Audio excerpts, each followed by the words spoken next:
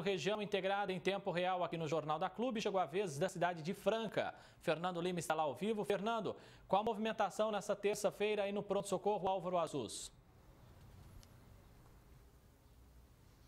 Olha, André, a terça-feira segue com um movimento médio aqui no local, viu? Nada muito diferente daquilo que a gente mostrou na semana passada aqui no Jornal da Clube. O Marcos Santana vai mostrar para vocês que nos acompanham por aqui. Eu contei 27 pacientes aguardando o atendimento aqui agora há pouco. Este número ele é menor do que aquele que nós mostramos durante a semana passada. Naqueles dias, né, nós chegamos a registrar 50 pessoas aqui. Portanto, hoje este número é bem menor. Só ressaltando também que nem todos os que estão aqui estão com sintomas da Covid, já que o PS também atende outras demandas agora. André, falando de pandemia, eu tenho aqui também os dados da Covid em Franca atualizados, viu? Vamos a eles então.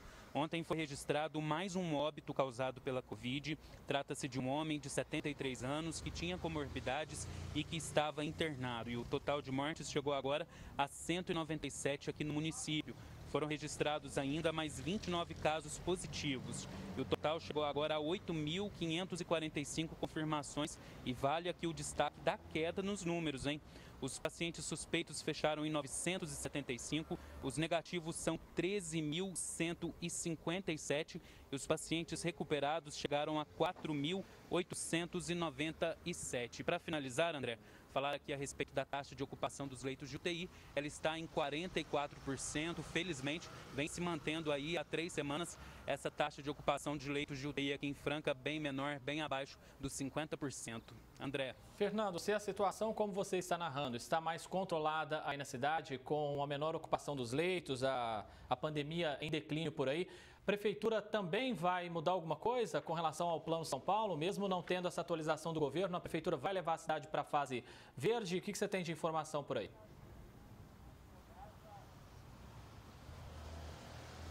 Olha, André, eu conversei na manhã de hoje com a assessoria de imprensa da Prefeitura aqui de Franca justamente para questionar a respeito disso. Eles me informaram que o município continua na fase amarela e sem previsão de publicação de um decreto que mude essa situação. Ou seja, em Franca continua do jeito que está.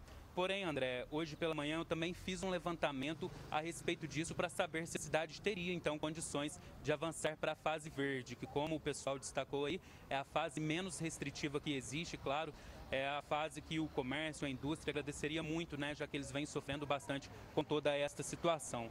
Eu vou trazer os dados aqui para você, André. Olha só, levando em conta a Regional de Saúde de Franca, que é Franca e mais 22 cidades, a taxa de ocupação dos leitos de UTI está em 28,4%. Isso levando-se em conta os 37 leitos de UTI aqui de Franca, da cidade de Igarapava, Ituverava, Morro Agudo e São Joaquim da Barra, que essas cidades também possuem leitos de tratamento de UTI para Covid-19. Portanto, seria um número suficiente para que a nossa região, Franca e essas outras cidades avançassem então para a fase vermelha, para a fase verde, que é a fase menos restritiva. Infelizmente, a Prefeitura de Franca não tem previsão então de publicar aí um decreto para mudar essa situação. Então, em Franca, por enquanto, segue tudo igual, fase amarela por aqui, André. A gente vai acompanhando também a situação de Franca. Fernando, agora vamos continuar nesse assunto aí de Franca, relacionado às eleições.